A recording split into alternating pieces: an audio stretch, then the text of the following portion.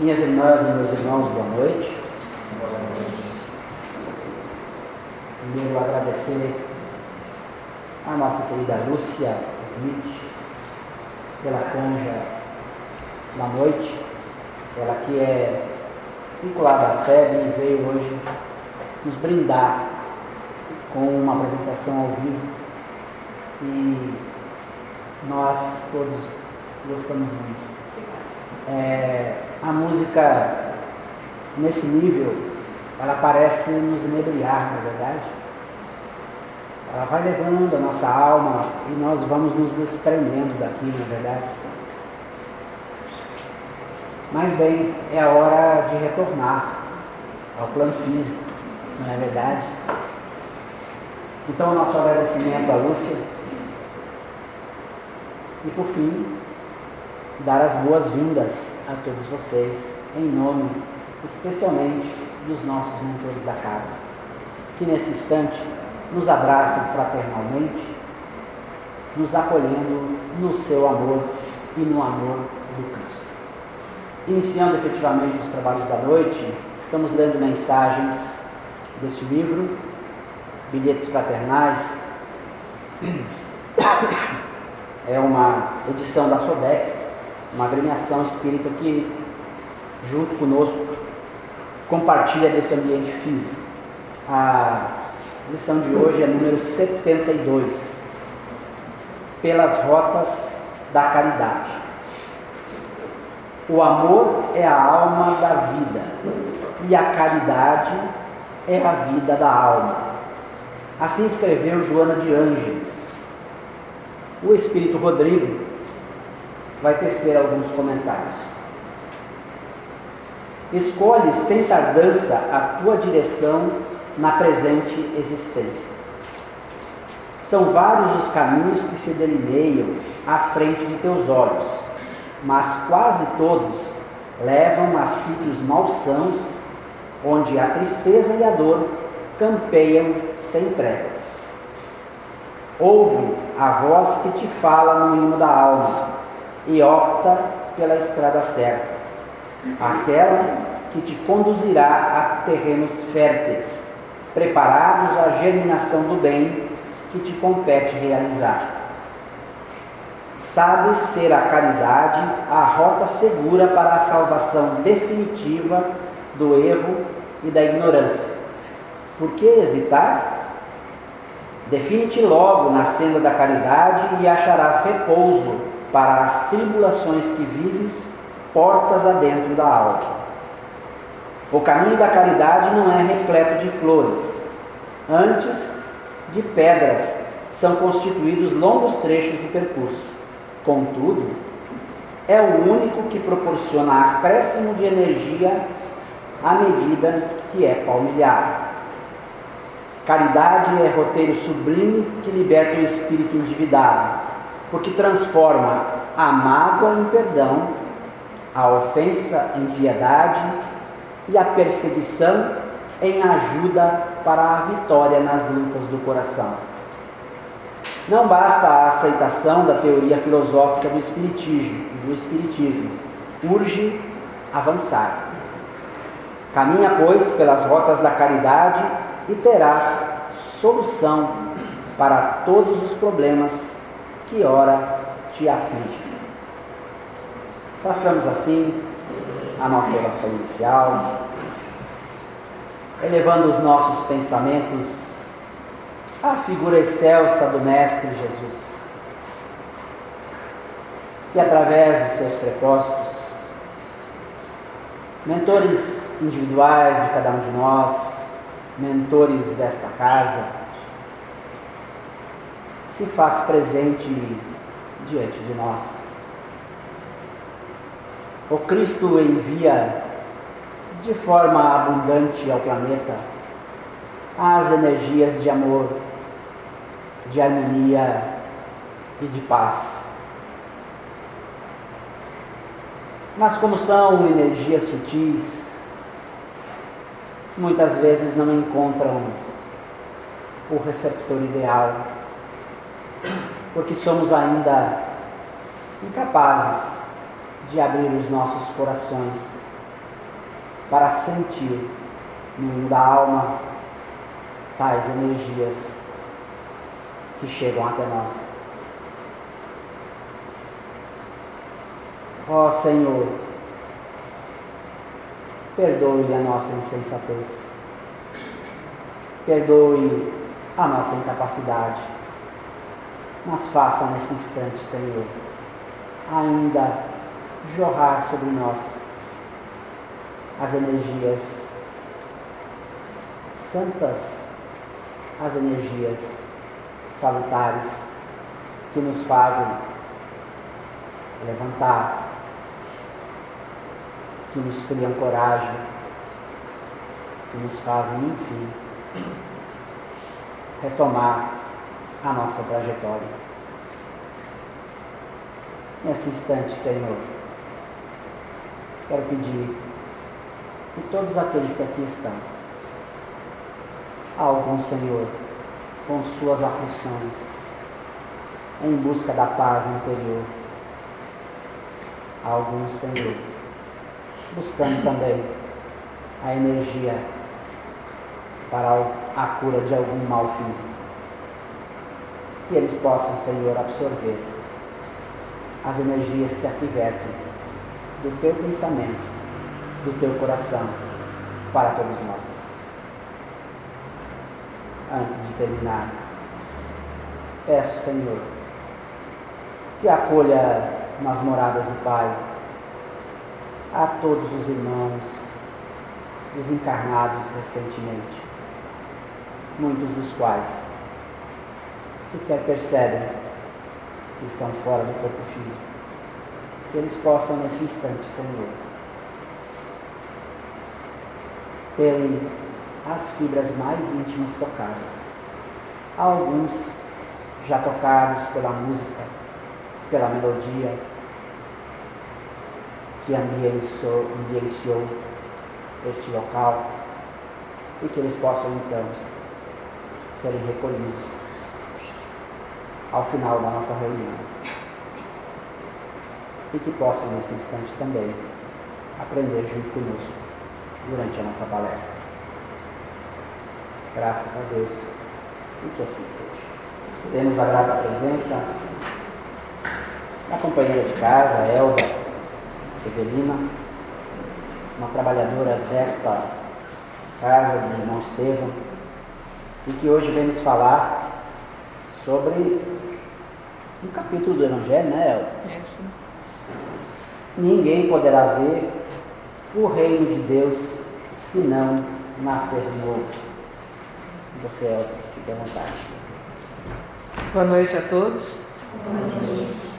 Depois desse enlevo todo, a gente fica até assim, então, meio no ar, não é?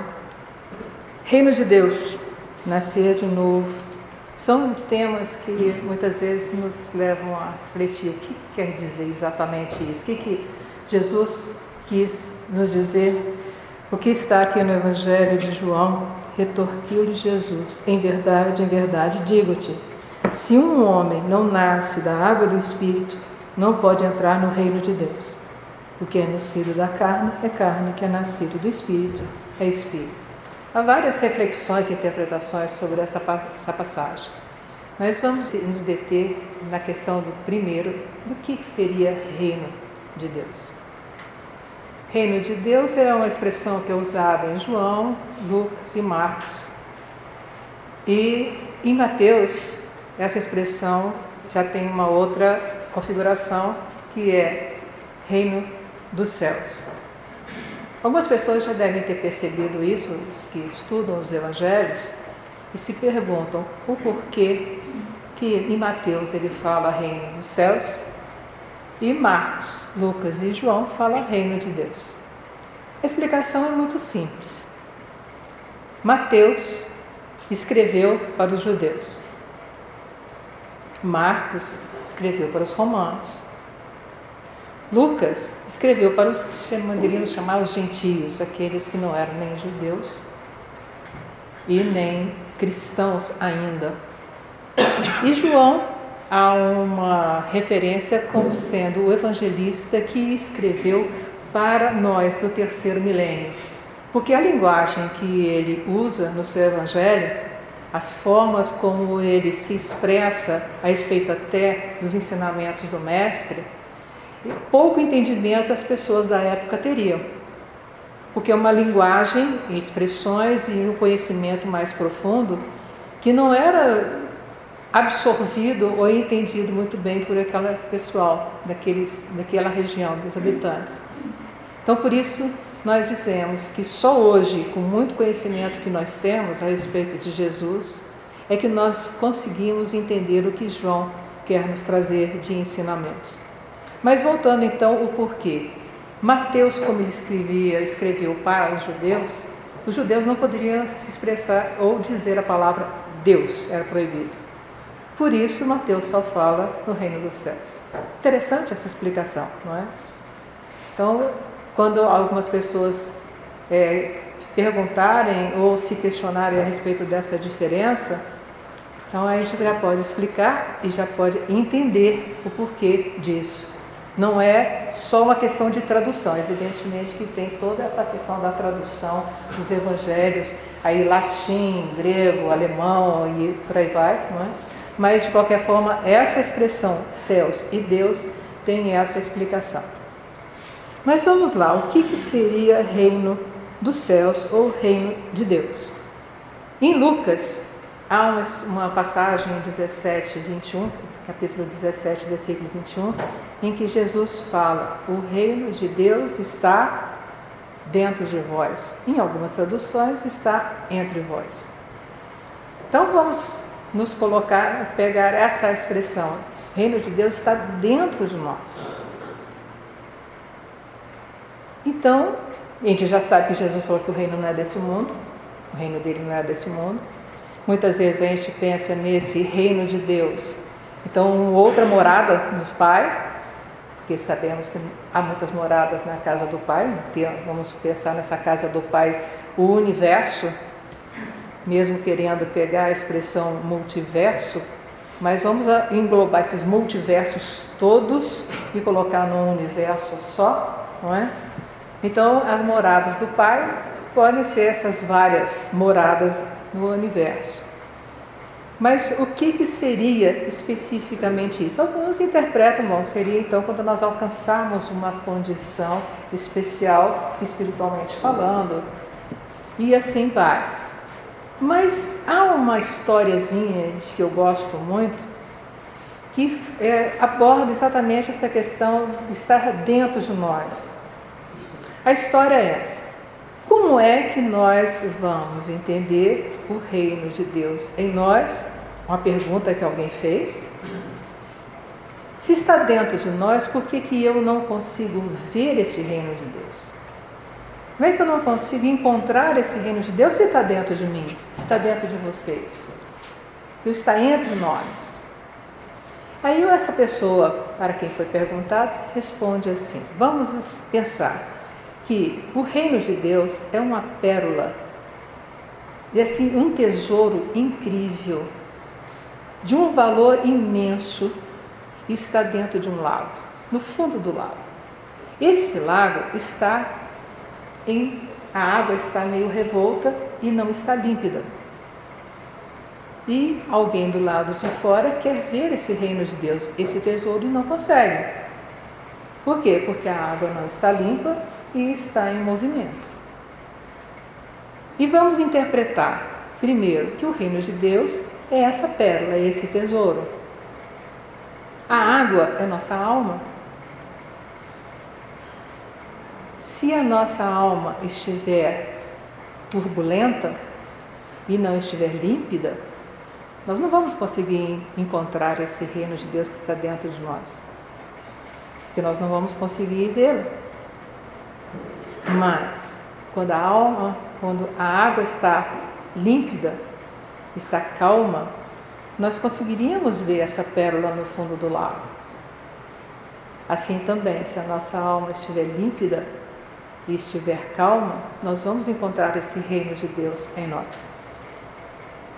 Então eu queria começar com essa pequena história como uma forma da gente buscar já entender o que nós poderíamos perceber ou interpretar dessa passagem de Jesus, nos dizendo: o reino de Deus está dentro de nós, e para nós encontrarmos este reino de Deus em nós e percebermos, precisamos de estar com a alma límpida e tranquila. E como é que nós iríamos conseguir alcançar esse estado para a nossa alma? Então vamos começar a raciocinar em termos do renascimento, do nascer de novo. E eu quero trazer com vocês 3 opções de renascimento, ou 3 formas, ou 3 etapas de renascimento. Uma delas, o renascimento de nossas atitudes. O que seria renascimento de nossas atitudes? Como é que nós estamos nos comportando no nosso plano, na nossa vida? Então vamos imaginar que nós vamos mudar as nossas atitudes. Eu faço uma análise das minhas atitudes e percebo que eu preciso de mudar algumas delas. E como é que eu vou fazer isso? Eu vou fazer uma análise daquilo que eu sou, de como eu me comporto e o que eu posso fazer para mudar. Muitas vezes a gente faz esse tipo de análise no dia a dia. Eu preciso mudar minha vida, seja trabalho, seja uma outra situação qualquer que não seja exatamente o que a gente está aqui pegando como foco. A gente faz uma análise. Que tipo de análise? Bom, o que eu estou fazendo que não está dando certo? Não é assim, mais ou menos, que a gente faz? O que eu estou fazendo que eu não vejo como mudar? Ou que eu ainda não alcanço numa plenitude possível o que eu preciso mudar na minha vida? E eu vou tentando algumas coisas. Primeiro, fazendo uma análise, seja mental, seja no papel. Aí eu resolvo, eu vou fazer uma determinada forma. E às vezes, a gente fica tão enraizado, tão cristalizado nas opções que a gente faz nas vidas, que a gente acaba fazendo da mesma forma, mesmo que aparentemente não seja. E a gente não percebe. A gente continua fazendo as mesmas coisas, basicamente da mesma forma, sem percebermos que há, às vezes, uma sutileza nisso e que nós não percebemos a necessidade de irmos mais profundamente na nossa análise. Não é assim que acontece, muitas vezes, e a gente continua fazendo as mesmas coisas, aparentemente diferentes. Mas no fundo, na sua essência, continuam sendo as mesmas atitudes. Então, para nós mudarmos nossas atitudes, precisamos fazer uma análise mais profunda, com mais cuidado, mesmo que não precisa de ser rápido. Aí eu sempre brinco, temos a eternidade toda para poder alcançarmos a nossa salvação, ou essa plenitude, não é, de conhecimento, de tolerância, de amor na nossa vida. Nós vamos fazendo devagar, um pouquinho de cada vez, mas com passos o mais acertados possível nesse nosso caminhar. Então, a avaliação do que tivemos, as experiências, o que foi bom daquilo que eu fiz. Aí eu faço uma análise, faço um apanhado de tudo aquilo que eu fiz e que eu considero bom. Então, se está bem, vamos manter. Já é uma definição. Então vamos para aquilo ou para aquela outra parte. E aquilo que não está bom, que eu concluo que está faltando algo ainda. Então vamos nos deter nesse ponto para podermos realmente nos transformarmos nas nossas atitudes. E nós vamos fazendo essas mudanças devagar, com calma, fazendo análise a cada passo deles. Como é que eu estou me relacionando com as pessoas? Eu estou sendo tolerante? Eu estou sendo amorosa? Eu estou compreendendo as pessoas? Estou sendo fraterno? São análises importantes dentro desse tema que nós estamos abordando, que é o Evangelho. Que o nosso foco é sermos fraternos, sermos amorosos, sermos tolerantes, não é? Então, vamos sempre fazer essa análise dentro desse tema por esse foco. Como é que eu estou me comportando dentro daquilo que Jesus espera que nós nos comportemos? É difícil? É. Impossível? Não. Mas não podemos nos cobrar de, não, mas eu preciso mudar então, porque eu fui chamada, eu tive esse chamado de que eu tenho que me preocupar em me melhorar, em crescer espiritualmente, melhorar nas minhas relações, mas não quer dizer que a gente vai fazer isso da noite para o dia, é uma análise diária a respeito desse tema. Vamos lembrar daqui Santo Agostinho, né? E ele, sempre uma referência que a gente sempre tem no Espiritismo, que ele fazia uma análise todos os dias, ao final do dia, o que ele fez de bom e o que ele fez que ele poderia melhorar. Basicamente isso. Eu não estou colocando a linguagem que está no Evangelho, mas a linguagem mais acessível dentro dessa forma como a gente está conversando. E, então, amanhã, aquilo que eu não fiz de bom, vou procurar não fazer mais. Vou procurar agir de uma forma correta, fraterna. E aquilo que eu fiz de bom, então eu vou manter.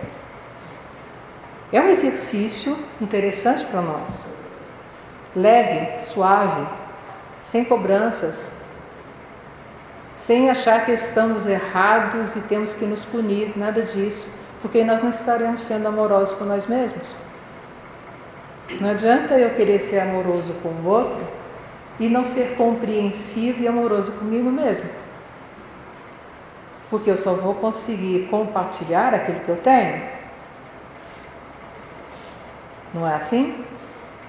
No mandamento maior, amar a Deus sobre todas as coisas e ao próximo como a si mesmo, certa vez um palestrante aqui mesmo fez uma referência muito que eu gostei, que quando a gente começa a falar que eu preciso amar o próximo como a mim mesmo, eu começo a me cobrar o quanto que eu estou amando o outro.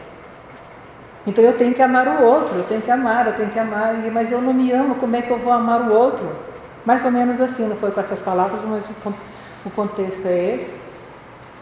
E aí ele chama a atenção para o seguinte: eu só posso amar ao outro na medida em que eu me amo. Eu não posso dar aquilo que eu não tenho. Então o aprendizado é: eu preciso me amar para poder compartilhar esse amor. Joana de Anjos, no Amor Imbatível Amor, faz uma colocação muito interessante, que nesse mandamento, amar a Deus sobre todas as coisas e ao próximo como a si mesmo, primeiro que a gente fica pensando, o que é amar a Deus? Como é que eu posso dizer que amo Deus? E ela mesma lá, não vou dizer textualmente, porque a frase não é exatamente essa, mas o sentido é esse. Como é que eu vou amar a Deus? Um ser que eu ainda não conheço, que eu não sei a plenitude, eu não sei a grandiosidade, eu ainda não alcancei esse conhecimento. Então, amar a Deus sobre todas as coisas já se torna um pouco difícil para muitos de nós. E amar o próximo como a si mesmo, eu já fiz essa reflexão aqui anteriormente, não é? Então ela tem um seguinte conselho, que é muito interessante. Primeiro, ame a si mesmo. Aprenda a amar a si mesmo. Quando nós conseguirmos amar a nós mesmos, então nós vamos para o segundo passo. Amar o próximo. Ela inverte esse andamento do mandamento. Aí quando nós conseguirmos nos amar e amar o próximo, olha, já estaremos amando a Deus.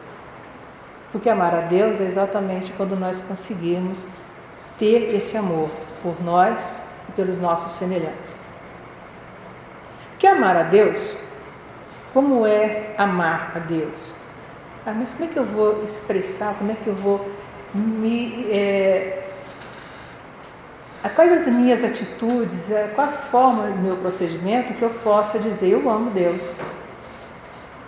É amando a si mesmo e amando o próximo. Então nós estaremos amando a Deus. Isso está dentro dessa reforma com relação às nossas atitudes. Então esse renascimento que a gente pode passar a permitir a nós desenvolver esse renascimento das atitudes, fazendo essas reflexões: como é que eu estou me relacionando comigo mesmo? Como é que eu estou me relacionando com o outro? E a partir daí, como eu estou me relacionando com Deus? É interessante essa reflexão, pelo menos eu achei muito interessante essa colocação de Joana de Ângeles, porque nos abre uma forma mais acessível para o nosso entendimento de como é que seria essa relação com Deus a partir da nossa relação com nós mesmos e com os nossos semelhantes. Com relação às dificuldades e às escolhas que nós temos que fazer. Então nós já falamos sobre as escolhas, nessa elaboração da dinâmica de como é que eu estou me comportando, o que eu posso mudar e fazer as escolhas na minha vida para que eu possa ter um caminhar mais condizente com aquilo que eu espero estudando o Evangelho. O Livro dos Espíritos nos coloca que Deus nos criou para sermos felizes. E como é que eu posso ser feliz? Eu posso ser feliz no momento em que eu estou satisfeita com o que eu faço. Todas as vezes, como é que eu posso identificar esse momento em que eu posso não estar feliz? Aí existe um pequeno detalhe grandioso na sua identificação ou no seu valor. Todas as vezes em que nós estamos em algum momento da nossa vida infelizes, quer dizer, aconteceu algo e eu fiquei infeliz de repente, é porque nós de alguma forma nós cometemos algo que foi contrário à lei de Deus. E onde é que está a lei de Deus que nós colocamos no Espiritismo? A lei de Deus está na nossa consciência. Então todas as vezes em que eu não cumpri alguma dessas leis que está na minha consciência, eu posso não ter isso explícito, mas está lá. Então todas as vezes em que eu não aceitar algo e ficar infeliz, aí um detalhe que está me ocorrendo, não é quando eu estou triste, são duas coisas distintas. Vamos esclarecer para poder ficar bem, porque todas as vezes a gente está triste por algo que aconteceu. Alguém veio a desencarnar, que é muito querido, né? A gente pode estar infeliz por alguma coisa. Agora, triste por alguma coisa, mas infeliz no sentido emocional, espiritualmente falando, é quando nós descumprimos uma das leis de Deus que está na nossa consciência. É uma forma, é uma dica para a gente identificar como é que nós estamos nos comportando e o que está acontecendo que não está me deixando ficar satisfeito comigo mesmo. Tem uma questão também dentro dessa mudança, desse item, mudança de atitudes e renovação interior, nesse tema, é que nós achamos que precisamos sofrer para evoluirmos. A gente ouve muito essa expressão. Alguém já ouviu essa expressão? Eu preciso sofrer para poder evoluir, ou para poder expressar, ou para poder demonstrar que eu estou evoluindo? Quem já ouviu essa expressão na sua vida? Só uma pessoa? Tem certeza? Já tem mais gente que está querendo se expressar. Muitas vezes tem grupos religiosos que dizem que eu preciso me fazer sofrer para que eu possa crescer espiritualmente. Nós não precisamos sofrer. Nós passamos por dificuldades em nossas vidas, por dores físicas, dores morais, desentendimentos nos relacionamentos. Isso não é sofrimento, isso é dor. Aí alguns vão me perguntar, mas o que é sofrimento então? Que se eu tenho alguma coisa está acontecendo ao meu redor numa relação mais direta ou não, e isso me traz uma dor, não é sofrer? Não é sofrer dentro de alguma percepção de alguns filósofos. E é interessante que eu acho que vocês vão entender o que eu vou querer dizer. Sofrer é resistir ao aprendizado. Sofrer é resistir ao aprendizado. Todas as vezes que nós sofremos por algo, é que nós resistimos a acolher aquela experiência como oportunidade de crescimento e de liberação de algo no interior que nos faz crescer mais um pouco. Deu para entender? Então, quando nós tivermos alguma dor intensa, uma experiência intensa em nossas vidas, nós não precisamos sofrer por ela, muito pelo contrário. Precisamos de buscar o que aquela experiência está proporcionando para mim de oportunidade de aprendizado, para que com o aprendizado e com a aplicação daquilo que eu aprendi em minha vida, eu evolua intelectualmente, espiritualmente. O olhar, esse tipo de olhar, muda profundamente o nosso dia a dia. Porque as experiências pelas quais nós passarmos, pela resistência ou por alguma coisa que esteja acontecendo e nos incomode, se nós não olharmos isso como uma oportunidade de reformular valores, reformular caminhos e aprendermos algo, nós vamos continuar resistindo e nós vamos sofrer então. Então, sofrer é resistir ao aprendizado. Quem disse isso foi Confúcio. E se nós buscarmos dentro do Evangelho, os ensinamentos de Jesus também trazem isso, não dessa forma, com esse formato, mas se nós analisarmos, também, o reino de Deus, se nós nascermos de novo, se nós nos reformularmos, buscarmos novos caminhos. E como é que nós vamos buscar novos caminhos? Aprendendo. E aprendendo com o quê? Com a experiência do dia a dia. Então, no fundo, todo esse conhecimento está interligado. Então, nós precisamos, a cada momento em que algo nos incomode na nossa vida, algo ali está de ensinamento para nós. Basta nós olharmos. Olharmos com esse olhar de querer aprender, de querer perceber, de querer descobrir e mudar caminhos. Uma outra abordagem com relação que a gente pode ver com relação à renovação na vida. Nós renovamos aí a renovação da matéria. Então é o nosso caminhar físico, o nosso corpo, a nossa alma com o nosso corpo, como é que nós caminhamos nesse trajeto que nós temos terreno. Vamos nos limitar a esse trajeto nosso material. Então, nós nascemos, desenvolvemos todas habilidades, aprendizados, experiências, e um dia nós vamos caminhar para um outro plano, para o plano espiritual, e depois retornarmos. Então, nesse trajeto, nós passamos por várias experiências. Há uma história que eu gosto muito, e que eu percebo que se encaixa dentro desse tema, chama a história de uma folha. Essa história foi escrita por Leo Buscaglia, um professor nos Estados Unidos, na universidade, e ele foi o único que criou, pelo menos à época, no mundo, uma matéria na universidade que se falava só sobre o amor. Ele é conhecido por esse pequeno, grande detalhe.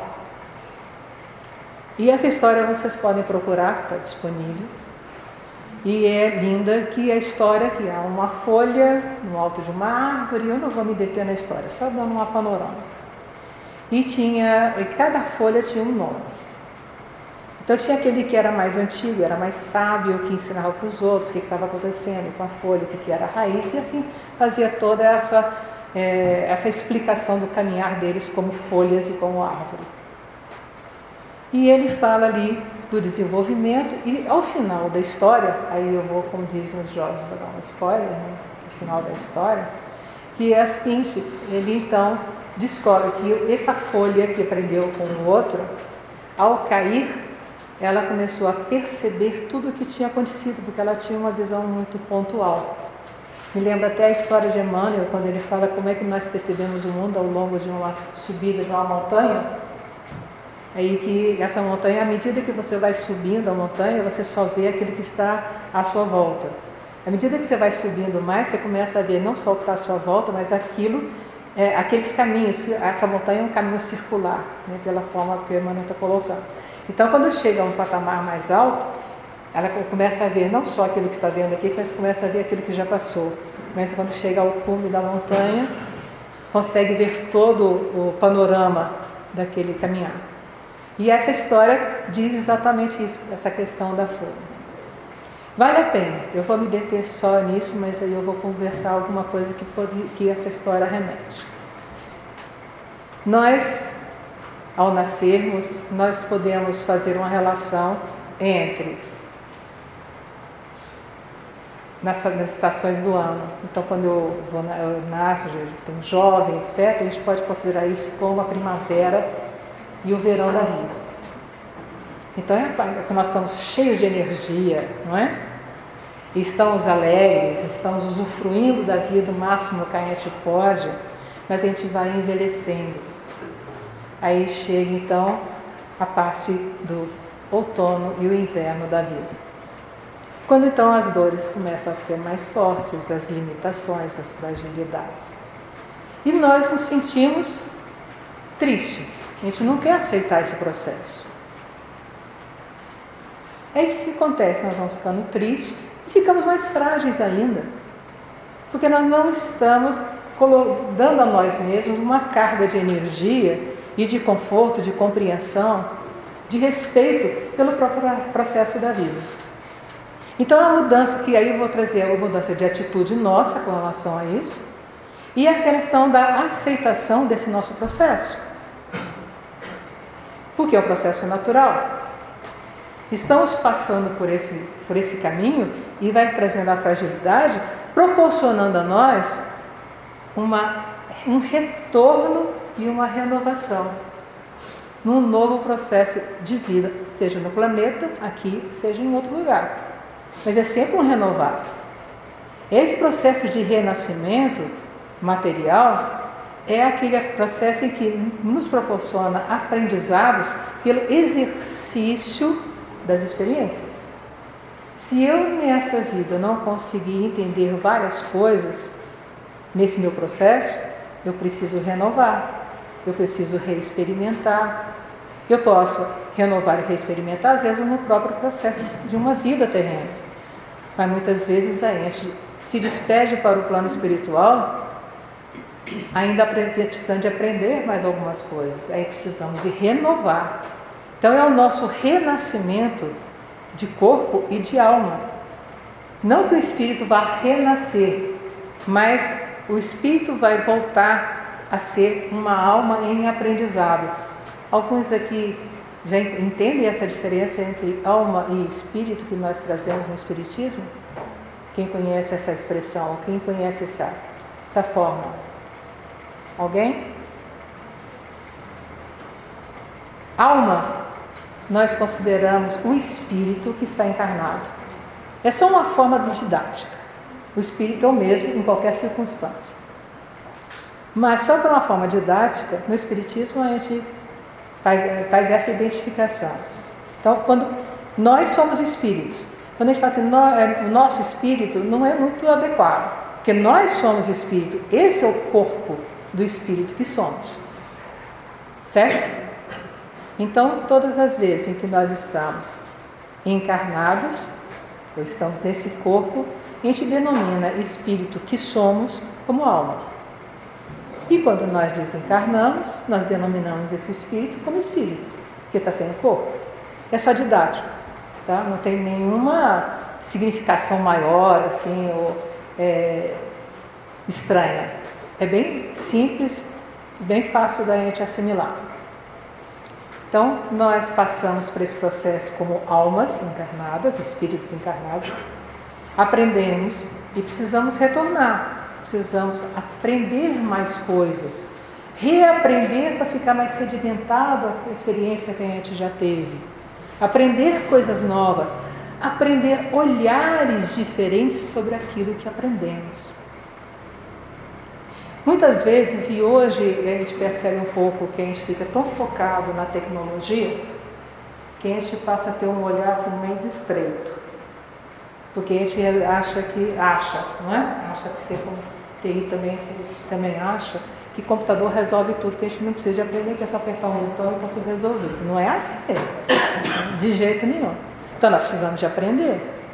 Então nós precisamos de buscar conhecimentos, mais do que isso. Nós precisamos de aprender a fazer do conhecimento um instrumento de vida. Quando eu vou falar no Paraná, eu brinco com o pessoal assim, quando eu falo de manhã cedinho. Né? Aí eu falo, vocês já viram o dia como está lindo? O sol, as árvores, as folhas, não é?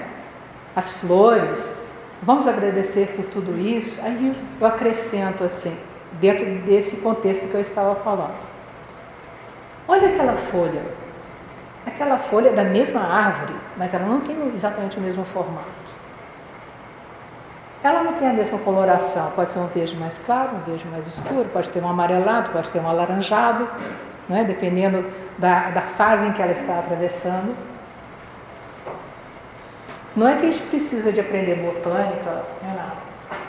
Mas é o olhar de ver como há diversidade no mundo e o quanto isso nos enriquece. Porque se eu ficar muito detida numa determinada situação em que o conhecimento pura e simplesmente me oferece, eu não tenho a oportunidade de ver o mundo com a beleza que ele tem. Porque eu vou ficar restrita. Eu vou ficar com um foco pequenininho com relação àquilo que eu estou vendo, sentindo. Quando na realidade aquilo que eu sinto e que eu vejo tem inter-relação com várias outras coisas. Então precisamos, para sermos felizes, para podermos aprender mais até sobre o Evangelho. Esse até porque a gente que lê o Evangelho, estudar o Evangelho é só ler, decorar uma frase, um versículo, né, e saber onde é que está escrito, em que capítulo do Evangelho segundo o Espiritismo, a citação, etc. Quando o que realmente importa é o que aquela mensagem está trazendo para nós. Então nós precisamos de aprender a olhar para as coisas de uma forma mais detalhada e observando tudo o que nos é possível aprender com ela. Mas não ficarmos restritos àquilo que a informação pura e simplesmente nos oferece. Deu para alcançar o que eu estava querendo? Muitas vezes a gente fica muito restrito a uma frase, pura e simplesmente. Mas essa frase pode ter conexão com uma outra frase que a gente leu há alguns dias, ou leu há 1 ano, 2 anos. E a gente não percebe essa conexão e esse conhecimento fica solto. Mas o conhecimento é a interligação de informações. É a nossa vontade de aprender. E se nós nos preocuparmos com isso, voltando, que parece que não tem nada a ver com o tema da renovação ou do renascimento, a cada percepção que a gente tem o que tem a mais na vida, além daquilo que eu vejo só, eu mudo totalmente. Eu nasço de novo e percebo como o mundo é mais belo do que eu imaginava. Como o mundo nos oferece oportunidades muito maiores e muito mais belas, muito mais ricas em valores do que eu imaginava. Se nós começarmos a conectar informações. Isso se dá no Evangelho. É muito interessante. Porque se eu leio o Evangelho uma vez, vamos colocar assim, não vou falar nem do Evangelho como um todo, que já é muito amplo, mas vamos pegar um capítulo do Evangelho. Se eu leio o Evangelho ali, e só leio, isso Kardec nos coloca na introdução ao Evangelho. segundo o Espiritismo. Se eu só leio, é só informação, mais nada.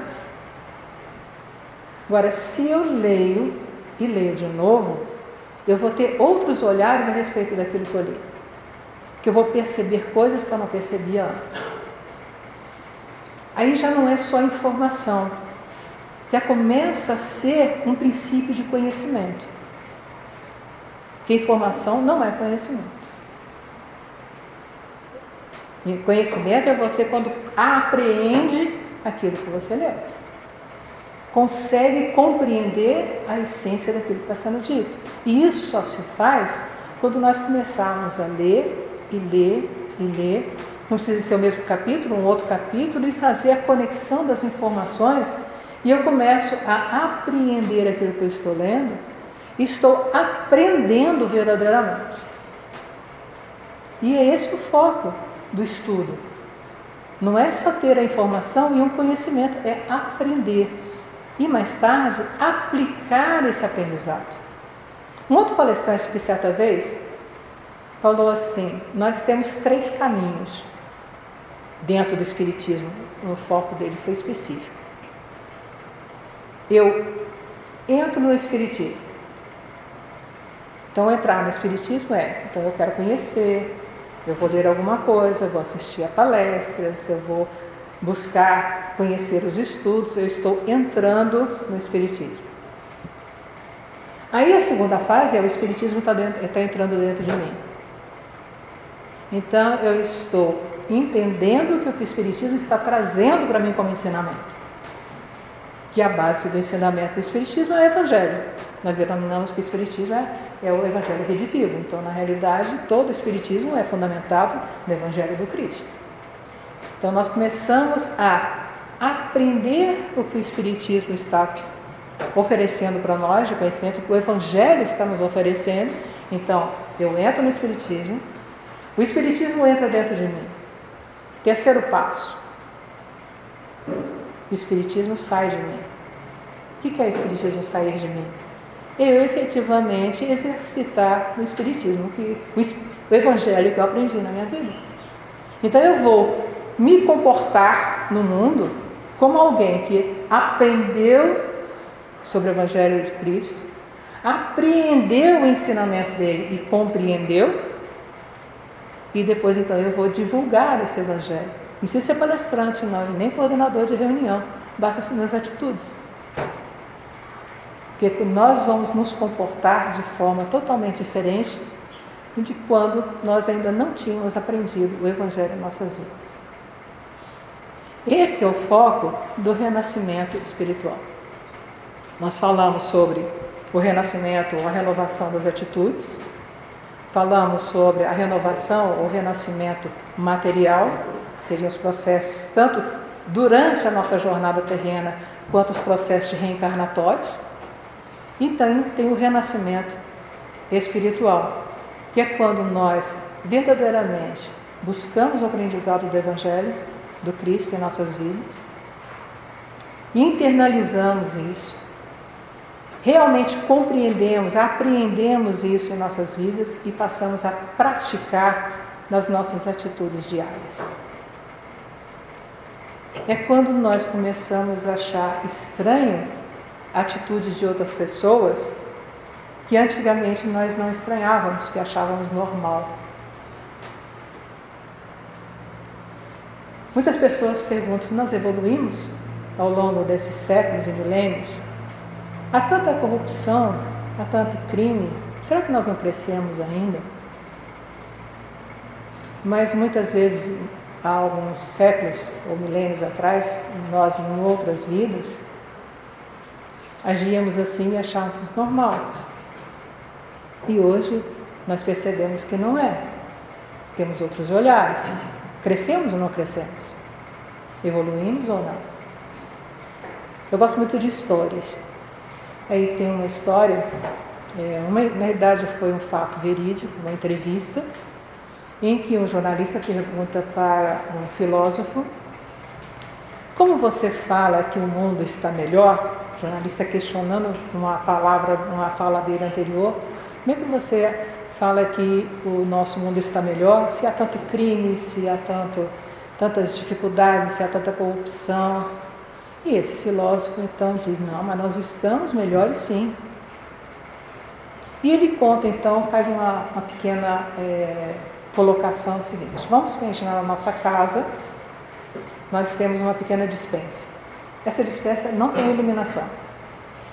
Então eu chego com algumas coisas para guardar, eu sei mais ou menos onde está, os estantes estão aqui, estão ali. Então eu chego com as coisas e vou guardando da forma como eu entendo que aquele depósito, aquele local está organizado. Um dia eu resolvo colocar uma lâmpada de 30 watts. Ainda é na lâmpada incandescente, viu? Não é essa LED de hoje, não. Aí, 30 watts, aí ele chega com as compras e olha e fala, nossa, mas tem alguma coisa aqui que não está legal. Então ele reorganiza e guarda os novos mantimentos ou objetos que ele quer guardar. Aí um dia ele se toca e põe uma lâmpada lá de 60 watts. Um depósito pequeno, ilumina tudo. É tudo bagunçado na avaliação dele. Ele precisa de reorganizar, reajeitar tudo. Aí, então o filósofo coloca para o jornalista, né? Nós somos seres iluminados. Porque hoje nós já percebemos que o mundo não está bem. Que várias pessoas não estão agindo corretamente. Então nós já estamos iluminados, porque nós estamos percebendo essas diferenças que a gente não percebia antes. Tem uma forma da gente se ver hoje. Quando a gente fala assim, mas eu não estou crescendo nada, ainda faço tanta coisa errada. Em outra encarnação, como é que nós estávamos? Não precisa disso. Há 10, 20 anos atrás, como é que nós estávamos? Será que não mudamos? Mudamos sim, com certeza. Então a gente passa a se olhar com mais amor, com mais respeito, e a gente se sente mais estimulado para continuar nesse caminhar de iluminação espiritual. Então a conversa nossa é de otimismo, de que nós podemos perceber onde nós ainda precisamos mudar. É só fazer uma análise diária. Nós conseguimos perceber que sentir dores e dificuldades não é sofrer. Vamos tirar o sofrimento da nossa vida. Sofrer traz sofrimento. Porque a gente fica naquele, ai, que eu não vou conseguir, que eu não é?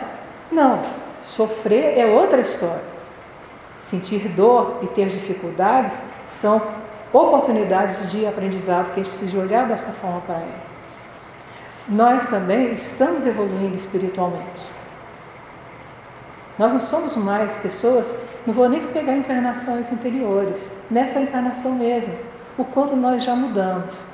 Então vamos nos sentir fortalecidos, felizes por estarmos num caminhar de evolução. E nos sentimos estimulados a alcançar melhores patamares nesse processo evolutivo. E tudo isso faz parte da nossa renovação interior. Essas autodescobertas e essas mudanças. Estamos renascendo todos os dias, em que nos percebemos em condições de melhorar, nos vermos melhores. Há um renascimento diário, não precisamos de pensar nisso só por encarnação, por reencarnação, não. Nós podemos renascer e estamos renascendo a cada momento. Basta que tenhamos consciência e lucidez para identificarmos isso em nossas vidas. E percebendo isso, seremos mais felizes, porque nós nos sentiremos em condições de evoluir e de crescer. E buscar essa calma da nossa alma, para identificar o reino de Deus que existe em nós. E isso nos torna mais fortes e mais determinados nessa nossa caminhada. Como nós estamos chegando ao final do ano, né? Semana que vem nós já estamos aí. É uma contagem de tempo que é só tempo. É um dia depois do outro. Se for racionalmente pensar. Mas essa divisão de tempo tem sentido porque várias situações nós precisamos dessa contagem. Então eu queria ler um pequeno poema para vocês sobre Ano Novo, Novo Ano, simples assim. Ano Novo, Novo Ano, simples assim. Como ser novo se estamos caminhando há tão longo tempo? Segundo a segundo, minuto a minuto, horas que passam seguidamente, rápida ou lentamente. Bom que acolhamos algo como novo, sim, com certeza. Nossos propósitos, novas ideias, novos compromissos, que assumimos como um novo ciclo de vida. Fazemos retrospectivas, contemplamos o passado, seja de ontem ou de tão não muito distante. Não importa, pois é importante que se faça. Se não fizermos ideia do que fizemos, como buscar o novo fazer para buscar o novo realizar? O ciclo da vida é cada parcela de tempo, infinitamente pequeno, mas não estamos ainda preparados para lidar com esse tipo de dimensão. Precisamos do palpável, do mensurável, do concreto, do visível a olhos nus. Então, por qual razão não acolhermos as divisões de tempo que as convenções nos oferecem? Que assim seja. Ano novo, novo ano, simples assim. Mas que não nos cristalizemos nas ideias antigas, passadas. Busquemos também novas criações que despertem em nós o desejo de desenvolver o nosso ser. O ser melhor, em sendo melhor a cada dia. Segundo a segundo, minuto a minuto. Pelas horas que passam, seguidamente, rápida ou lentamente. Construir um novo olhar, um novo pensar, um novo sentir, um novo realizar. Um novo modo de amar, verdadeiramente fraterno. Um sentimento de paz, interno como também amplamente abrangente. A envolver a nós mesmos, a aqueles que estão por perto. Mesmo outros que nem tanto junto a nós. Outros tantos que nem conhecemos ou mesmo não saibamos existirem. Todos somos parte de uma mesma humanidade, humanos em unicidade. Busquemos nosso olhar, nosso pensar, nosso sentir, nosso emocionar, mesmo que creiamos já saber o como fazer. Podemos e devemos sempre o procurar melhorar. Sermos maiores do que somos como ser. Quem sabe conseguirmos ser gigantes em nosso modo de amar. Ano novo, novo ano, simples assim. Muita paz para todos.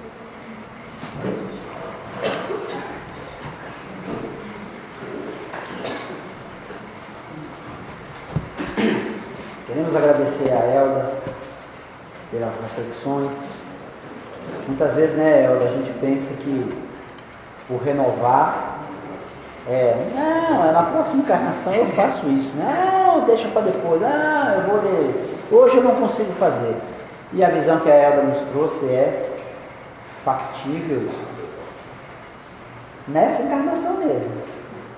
E se analisarmos diante dessa perspectiva, o quanto nós próprios nos alteramos desse ponto de vista ao longo da nossa encarnação. Eu sempre lembro nesse assunto o que o Clóvis nos diz. O Clóvis é o nosso presidente e ele coordena o desenvolvimento mediúnico no sábado à tarde. E quando o companheiro que está aqui nos estudos chega no D1, ele já passou provavelmente 4 anos, né? O acolhimento, o E1, o E2, o E3, e aí ele... Então, ele está chegando no final do 5º ano. E o Clóvis pergunta para todos, indistintamente: analisem como vocês eram há 5 anos atrás e como vocês são hoje. E é invariável, todos respondem que mudaram em relação a 5 anos atrás. Por quê? Porque provavelmente o Espiritismo começa a entrar em nós. E aí iniciamos uma outra fase, que nem a Elda colocou aqui. Vamos começar a tirar de dentro de nós as atitudes, e aí bate com a leitura que a gente fez aqui. Não adianta apenas a adesão ao aspecto filosófico da doutrina. Precisamos trazer a caridade nas nossas atitudes. E aí é outra palestra, não é, Elza? Mas a caridade, como nós sempre falamos, é o caminho para a nossa redenção. E só se vai fazer um renascimento à medida que a gente evoluir, e é a caridade que vai nos trazer essa possibilidade. Vamos fazer a nossa oração final, então, agradecendo ao Mestre Jesus pela oportunidade do estudo desta noite, aos mentores queridos que nos abraçam, que nos acolhem, com todas as nossas imperfeições, com todas as nossas dores, mas nos dizendo intimamente que não estamos sozinhos nessa caminhada. Eles se oferecem diuturnamente para nos aliviar estas dores, nos oferecendo as energias que o próprio Cristo nos disponibiliza. Mas precisamos cada vez mais estarmos atentos, vigilantes com o nosso próprio comportamento, especialmente com nossos pensamentos. Muitas vezes não verbalizamos aquilo que está em nossa mente. Às vezes, porque a própria sociedade nos condenaria. Então, vivemos às voltas com nossos pensamentos.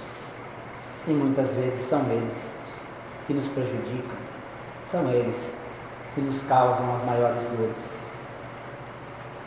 Obrigado, Senhor Jesus, por esta casa que nos acolhe. Obrigado, Senhor Jesus, pelas oportunidades que ela nos dá de aprendizado e especialmente